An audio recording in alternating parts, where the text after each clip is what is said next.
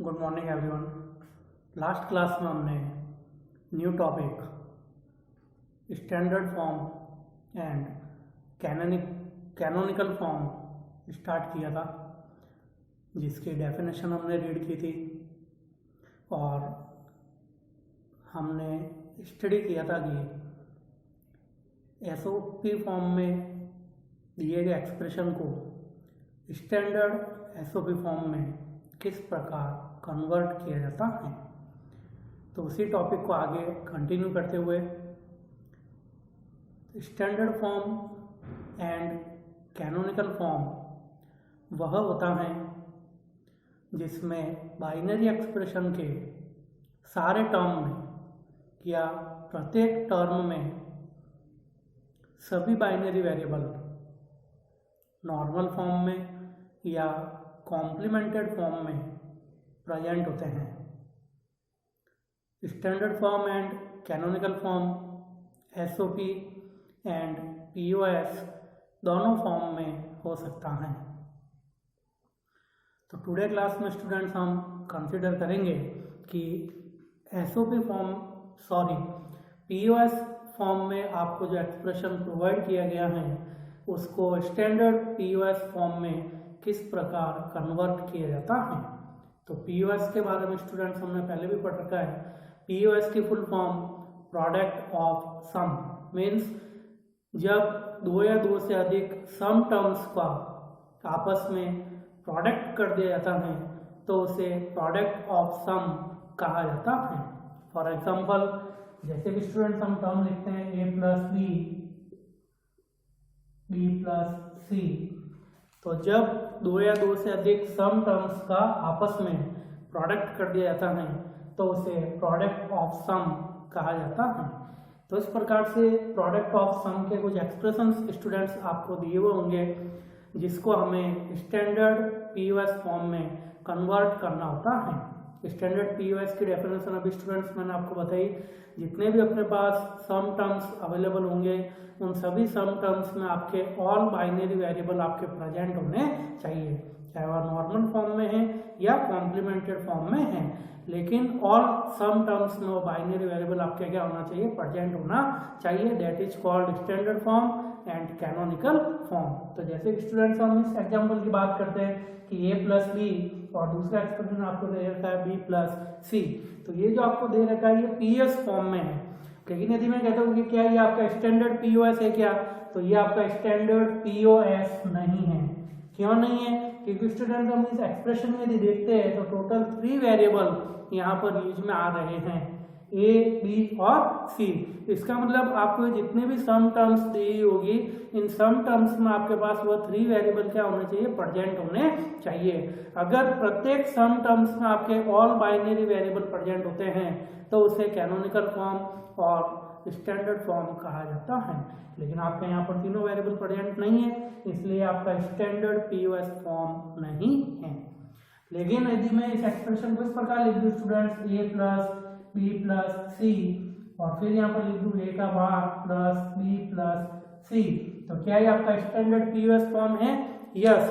क्यों? क्योंकि यहाँ पर जितनी भी आपको सम टर्म्स दे रखी है उस सम टर्म्स में आपके क्या ऑल बाइनरी वेरिएबल यहाँ पर प्रेजेंट है, चाहे वो नॉर्मल फॉर्म में हो चाहे कॉम्प्लीमेंटेड फॉर्म में हो, लेकिन ऑल बाइनरी वेरिएबल प्रत्येक सम टर्म में आपके पास क्या प्रेजेंट है, इसलिए that is called standard POS.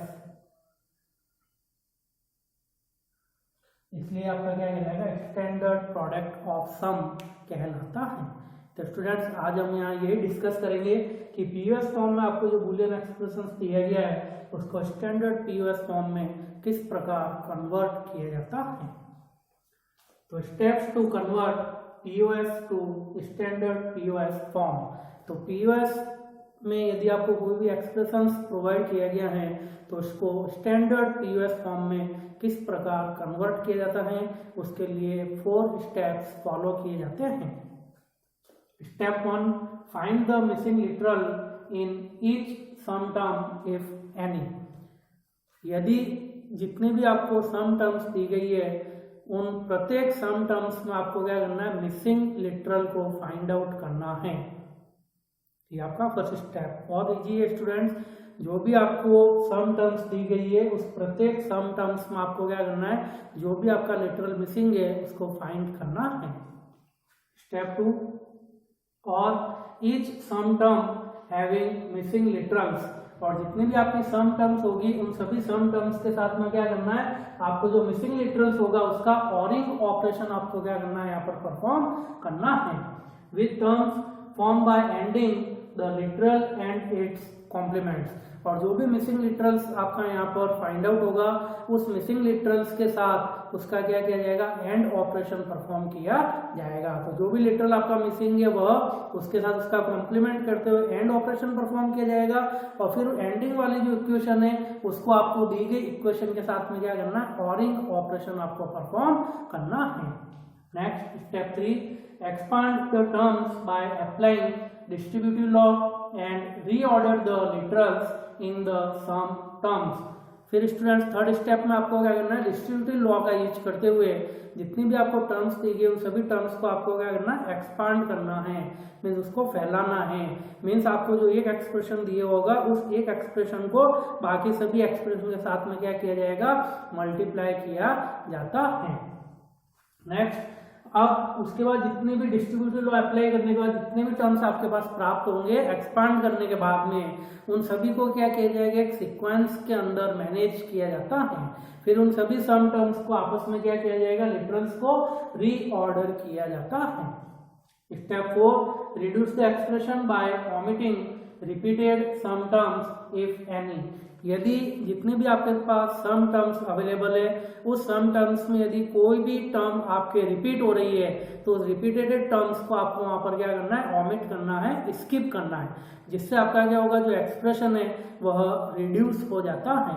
क्योंकि हमने बूलियन लॉ के अंदर स्टूडेंट्स एंडिंग लॉ पढ़ा था कि ए डॉट ए जो होता है वो आपका ए के बराबर होता है। तो बहुत सारे ये अगर बार बार आपके रिपीट हो रहे तो उनको बार बार लिखने की अपन को आवश्यकता नहीं होती है, जिसको अपन ओनली फॉर क्या करते हैं, वन टाइम राइट कर सकते हैं, जिससे आपका एक्सप्रेशन क्या हो जाएगा, रिड्यूस हो जाता है। तो इन 4 स्टेप्स को फॉलो करते हुए पीओएस में प्रोवाइड किए गए एक्सप्रेशन को स्टैंडर्ड पीओएस फॉर्म में कन्वर्ट किया जाता है। तो स्टूडेंट्स अब हम इसका एक एग्जाम्पल कंसिडर करते हैं। For example, convert the given expression in standard POS form। Students आपको एक एक्सप्रेशन प्रोवाइड किया गया है, इस एक्सप्रेशंस को आपको क्या करना है, स्टैंडर्ड POS फॉर्म में कन्वर्ट करना है। तो स्टूडेंट्स भाई सबसे पहले हमको डिसीजन लेना पड़ेगा कि आपको यहाँ पर जो एक्सप्रेशंस प्रोवाइड किया गया है ये कौन सी फॉर्म में है। तो स्टूडेंट्स हम यहाँ पर देखते हैं तो जितने भी एक्सप्रेशंस हमको यहाँ पर दिए गए हैं इन सभी का यहाँ पर सम हो रहा है। तो a प्लस बी का सम हो रहा है, b प्लस सी का सम हो रहा है और a प्लस सी का सम हो रहा है। तो ये सभी आपके पास सम टर्म्स है और इन सभी सम टर्म्स का आपस में क्या हो रहा है, प्रोडक्ट हो रहा है, मल्टीप्लाई हो रहा है, इसलिए इसे क्या कहा जाता है, प्रोडक्ट ऑफ सम कहा जाता है। इसका मीन्स आपको जो ये एक्सप्रेशन प्रोवाइड किया गया है ये पीओएस में प्रोवाइड किया गया है। इस पीओएस एक्सप्रेशन को आपको क्या करना है, स्टैंडर्ड पीओएस फॉर्म में कन्वर्ट करना है। क्लियर? तो भाई इसको हम सॉल्व करते हैं। स्टेप 1, तो स्टेप 1 में स्टूडेंट्स हमने क्या रीड किया था, find the missing literals in each sum term. प्रत्येक सम टर्म में आपको क्या करना पड़ेगा, जो भी आपका लिटरल मिसिंग है उसको यहाँ पर फाइंड करना होता है। तो हमारा जो एक्सप्रेशन दिया होता हम लिख देते हैं F A comma B comma C equal to A plus B plus C A plus सी, और फिर इस दिए गए सम टर्म्स में हम क्या करेंगे, जो भी अपना लिटरल मिसिंग है उसको फाइंड आउट करते हैं। तो सबसे पहले इसमें फाइंड आउट करते हैं स्टूडेंट। तो यहाँ पर क्या मिस है, ए अवेलेबल है, बी अवेलेबल है, इसका मतलब क्या मिस है, सी, इसलिए यहाँ पर लिख दिया जाएगा लिटरल सी इज मिसिंग। तो literal C is missing. Clear? Second expression हम यूज में लेंगे, सेकंड सम टर्म्स हम यूज में लेंगे और सेकंड सम टर्म्स में फाइंड किया जाएगा मिसिंग लिटरल को। तो यहाँ पर कौन सा लिटरल मिसिंग है, बी और सी तो आपके पास अवेलेबल है, तो क्या मिस है, ए, इसलिए लिटरल ए इज मिसिंग, ये हम राइट कर देंगे। इसी प्रकार थर्ड सम टर्म लेंगे और थर्ड सम टर्म में हम मिसिंग लिटरल को फाइंड आउट करेंगे तो ए हमारे पास अवेलेबल है, सी हमारे पास अवेलेबल है, इसका मतलब बी मिस है, तो लिटरल बी इज मिसिंग। तो इस प्रकार स्टूडेंट आपका स्टेप 1 कंप्लीट होता है। तो बहुत इजी है, स्टेप 1 में कुछ नहीं करना है, जितने भी आपको सम टर्म्स प्रोवाइड किए गए हैं उन सम टर्म्स में कौन सा लिटरल आपका मिस है, उस मिसिंग लिटरल को आपको क्या करना है, वहां पर फाइंड आउट करना है। क्लियर। स्टेप सेकंड में स्टूडेंट्स क्या था, जितने भी सम टर्म्स थी उन सभी सम टर्म्स के साथ में क्या किया जाएगा, और ऑपरेशन परफॉर्म किया जाता है। और किस किस का और ऑपरेशन परफॉर्म किया जाएगा, जो भी आपको मिसिंग लिटरल है उस मिसिंग लिटरल का क्या किया जाएगा, एंडिंग ऑपरेशन वहां पर परफॉर्म किया जाएगा। तो मिसिंग लिटरल आपका नॉर्मल फॉर्म में भी होगा और कॉम्प्लीमेंटेड फॉर्म में भी होगा, उसका एंडिंग करते हुए क्या किया जाएगा, सम टर्म्स के साथ में उसका और ऑपरेशन परफॉर्म किया जाता है। तो स्टेप 2, और sum terms with missing literal plus its complement. तो हमारा जो इक्वेशन हमको दी थी स्टूडेंट्स, वो एक्सप्रेशन हम राइट कर देते हैं, a, b, c equal to a plus b, b plus c, a plus c। तो ये सारी हमारी ओरिजिनल सम टर्म्स थी जो कि हमारे क्वेश्चंस के अंदर अवेलेबल थी। अब इसके साथ क्या किया जाएगा, एंडिंग ऑपरेशन परफॉर्म किया जाता है। किस किस का एंडिंग किया जाएगा स्टूडेंट्स, अभी मैंने आपको बताया था कि जो हमारा लिटरल मिसिंग है उसका यहाँ पर एंडिंग ऑपरेशन परफॉर्म किया जाएगा, जो कि नॉर्मल फॉर्म में भी होगा और कॉम्प्लीमेंटेड फॉर्म में भी होगा। तो a प्लस बी में स्टूडेंट्स आपका क्या मिस था, c मिस था, तो यहाँ पर आ जाएगा आपका c डॉट c का बार। क्लियर। तो जो मिसिंग लिटरल होगा उसका क्या जाएगा, एंडिंग ऑपरेशन वहां पर परफॉर्म किया जाएगा। और फिर आपको जो गिवन सम टर्म्स है उस गिवन सम टर्म्स के साथ में उसका क्या किया जाएगा, ऑरिंग ऑपरेशन परफॉर्म किया जाता है। इसी प्रकार नेक्स्ट b प्लस सी, तो इसके साथ में भी ऑरिंग ऑपरेशन परफॉर्म किया जाएगा। और क्या ऑरिंग ऑपरेशन आपका परफॉर्म होगा, मिसिंग लिटरल क्या है b प्लस सी में a, तो यहाँ पर दोनों का क्या किया जाएगा, a डॉट a का बार। तो यहाँ पर जो मिसिंग लिटरल होगा उसकी नॉर्मल फॉर्म और उसके कॉम्प्लीमेंटेड फॉर्म का एंडिंग करते हुए आपके सम टर्म्स के साथ में क्या कर दिया जाएगा, ऑरिंग ऑपरेशन परफॉर्म किया जाता है। इसी प्रकार a प्लस सी, तो इसका भी ऑरिंग ऑपरेशन परफॉर्म होगा। क्या मिस है यहाँ पर, b, इसलिए b डॉट b का बाहर। तो इस प्रकार आपके जितने भी मिसिंग लिटरल्स होंगे उसके नॉर्मल फॉर्म, कॉम्प्लीमेंटेड फॉर्म का एंडिंग ऑपरेशन परफॉर्म करते हुए सम टर्म्स के साथ में क्या कर दिया जाएगा, ऑरिंग ऑपरेशन परफॉर्म किया जाता है। तो स्टूडेंट्स ये आपके पास क्या क्या थी, ये स्टूडेंट लाइन में यहाँ पर लिख देता हूँ।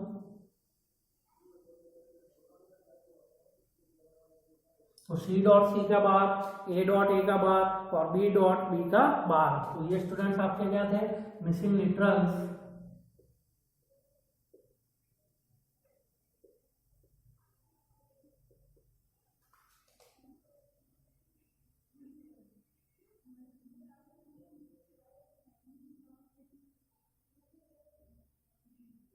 Missing literals and their complements. जितने भी आपके लिटरल मिसिंग्स होंगे वो आपको लेने और उसका कॉम्प्लीमेंट्स करते हुए, एंडिंग ऑपरेशन परफॉर्म करते हुए सम टर्म्स के साथ में उसका क्या करना है, ऑरिंग ऑपरेशन आपको परफॉर्म करना है। तो इस प्रकार स्टेप 2 जो स्टूडेंट्स वह आपका कंप्लीट होता है। Next step 3।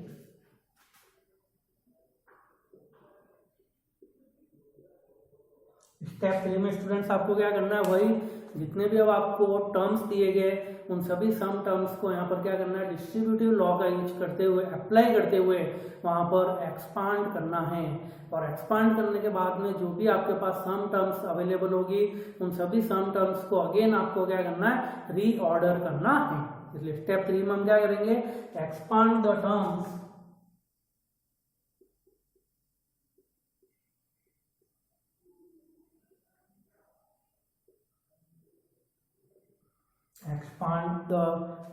and reorder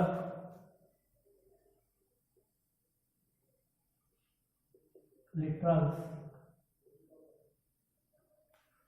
clear. तो स्टेप 3 में स्टूडेंट्स हमने ये पढ़ा था, जितने भी हमको टर्म्स दी होगी उन पर डिस्ट्रीब्यूटिव लॉ अप्लाई करके उनको एक्सपांड किया जाएगा और उसके बाद जितनी भी सम टर्म्स हमको प्राप्त होगी उसमें जितने भी लिटरल्स होंगे उन सभी लिटरल्स को क्या किया जाएगा, रीऑर्डर किया जाता है। तो स्टूडेंट्स यहाँ पर दोनों ऑपरेशन हम परफॉर्म करते हैं। तो सबसे पहले यहाँ पर क्या किया जाएगा, एक्सपांड किया जाएगा।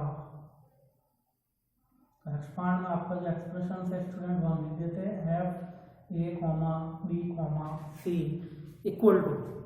क्लियर। अब स्टूडेंट्स आपका क्या रिजल्ट आ जाएगा वो हम यहाँ पर लिखेंगे। तो यहाँ पर क्या किया जाएगा, प्रत्येक एक्सप्रेशन का यहाँ पर मल्टीप्लाई किया जाएगा। तो देखिए पहले जो सी है उसका मल्टीप्लिकेशन ऑपरेशन ए प्लस बी के साथ भी होगा और सी बार जो उसका मल्टीप्लिकेशन आपका ए प्लस बी के साथ में भी होता है। तो आपका पहला रिजल्ट आ जाएगा ए प्लस बी प्लस सी। तो ये आपका पहला मल्टीप्लिकेशन हो गया ए प्लस बी प्लस और इसका इसके साथ मल्टीप्लाई हो गया सी। अब इसका मल्टीप्लिकेशन किसके साथ होगा, सी बार के साथ में। तो स्टूडेंट्स आपका रिजल्ट आ जाएगा ए प्लस बी प्लस सी का बार। तो इस प्रकार जितनी भी सम टर्म्स दी होगी उन सभी सम टर्म्स का आपके क्या किया जाएगा, प्रोडक्ट टर्म्स के साथ में मल्टीप्लिकेशन ऑपरेशन परफॉर्म किया जाता है। इसी प्रकार सेकंड ऑपरेशन हम परफॉर्म करेंगे, इसका भी रिजल्ट स्टूडेंट्स हम यहाँ पर कंसीडर करेंगे। तो इसका रिजल्ट आपके पास क्या आ जाएगा, वही तो ये हो गया आपका ए प्लस बी डॉट सी। तो इसका इसके साथ मल्टीप्लाई किया जाएगा तो ये आ जाएगा आपका बी प्लस सी प्लस ए। तो ए का जो मल्टीप्लिकेशन था वो आपका इसके साथ हो गया। इसी प्रकार ए बार का मल्टीप्लिकेशन आपका इसके साथ हो जाएगा। तो आपका रिजल्ट आ जाएगा B plus C plus A का बार। तो इस प्रकार इसका इसके साथ मल्टीप्लाई हो गया। इसके बाद नेक्स्ट इसके बाद मल्टीप्लाई किया जाएगा। तो पहले बी का मल्टीप्लिकेशन किया जाएगा ए सी के साथ में, तो और ऑपरेशन परफॉर्म होगा ए प्लस सी प्लस बी। और इसी प्रकार इसका मल्टीप्लिकेशन ऑपरेशन परफॉर्म होगा ए सी के साथ में, तो ए प्लस सी प्लस बी का बार।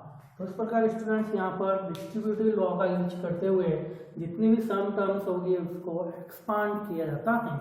और एक्सपांड जब हम करेंगे तो आपका रिजल्ट क्या आएगा, expand open parenthesis A comma B comma C close parenthesis equal to open parenthesis A plus B plus C close parenthesis open parenthesis A plus B plus सी का bar close parenthesis open parenthesis A B plus C plus A close parenthesis open parenthesis B plus C plus A का bar close parenthesis open parenthesis A plus C plus B close parenthesis.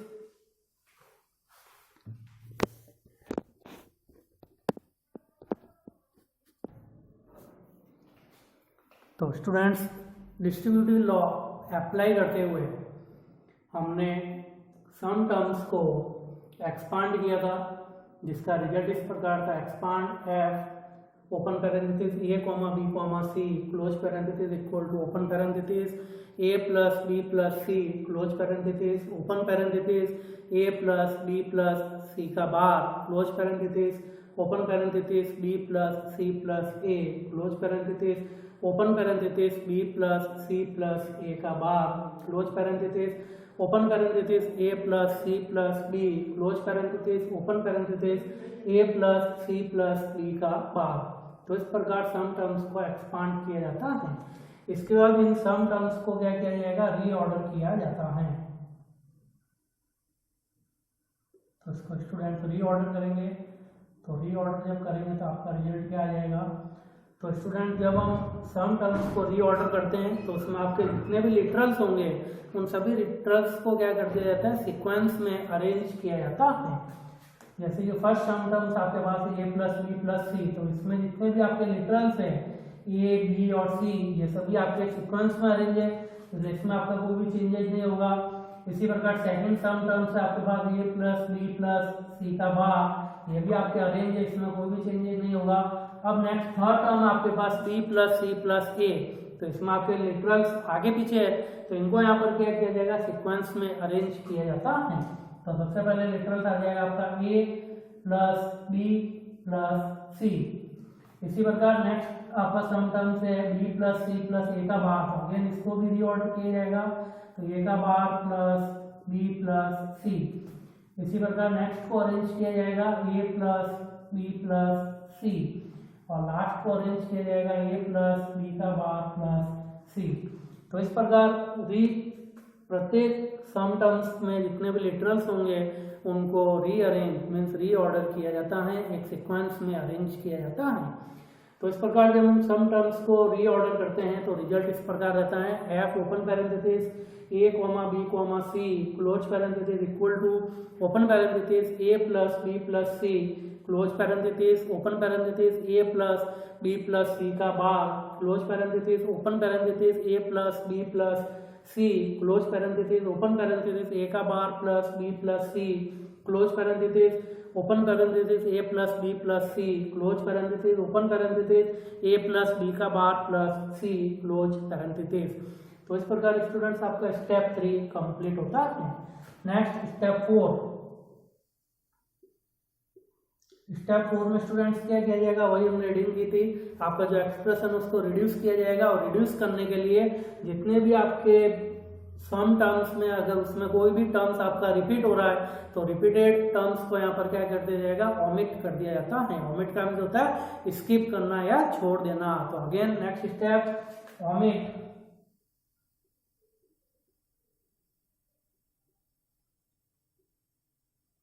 Repeated some terms. तो students आपका step 4 क्या रहेगा, omit repeated some terms. जितने भी some terms है उसमें अगर आपका कोई भी सम टर्म रिपीट हो रहा है तो उसको यहाँ पर ओमिट कर दिया जाता है। तो स्टूडेंट्स अगेन अपना जो रिजल्ट आया था वो मैं यहाँ पर एक बार राइट कर देता हूँ, f A comma B comma C equal to अपना रिजल्ट आया था a plus B plus C A plus B plus सी का भाग a plus B plus C a का बार प्लस बी प्लस सी ए प्लस बी प्लस सी और last आया था a plus B का बार प्लस सी। तो स्टूडेंट्स ये अपने पास स्टेप 3 के अंदर रिजल्ट रिसीव हुआ था। अब इसको हम अगेन ओमिट करेंगे तो स्टूडेंट्स आपके पास रिजल्ट आ जाएगा। ओमिट जब हम करेंगे तो जितने भी आपके रिपीटेड टर्म्स है उन रिपीटेड टर्म्स को यहाँ पर क्या कर दिया जाता है, ओमिट कर दिया जाता है। रिपीटेड सम टर्म्स, तो यहाँ पर जितने भी आपके सम टर्म्स रिपीट हो रही है उसको यहाँ पर क्या कर दिया जाएगा, ओमिट कर दिया जाता है। तो भाई अब आपका लास्ट में रिजल्ट क्या आ जाएगा, ए प्लस बी प्लस सी ए प्लस बी प्लस सी का भाग, ये ऑलरेडी आपके पास आगे रिपीट हो रही है तो उसको हम ओमिट कर देंगे, स्किप कर देंगे। तो नेक्स्ट आ जाएगा आपके पास ए का बार प्लस बी प्लस सी, फिर ये भी आपको ओमिट हो जाएगी, रिपीट हो रही है, और लास्ट में आ जाएगा ए प्लस बी का बार प्लस सी। तो इस प्रकार से जो फाइनली रिजल्ट आएगा स्टूडेंट वह ये आएगा। तो जब ओमिट करने के बाद में आपका जो रिजल्ट स्टूडेंट फॉलो हो रहा है वो ये F open parenthesis A comma B comma C close parenthesis equal to open parenthesis A plus B plus C close parenthesis open parenthesis A plus B plus सी का bar close parenthesis open parenthesis A का bar plus B plus C close parenthesis open parenthesis A plus B का bar plus सी।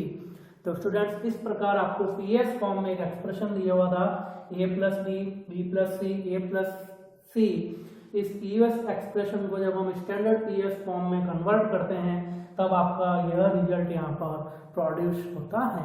तो student इस प्रकार इन 4 steps को follow करते हुए POS form में दिए गए एक्सप्रेशन को स्टैंडर्ड पीओएस फॉर्म में कन्वर्ट किया जाता है। Thank you.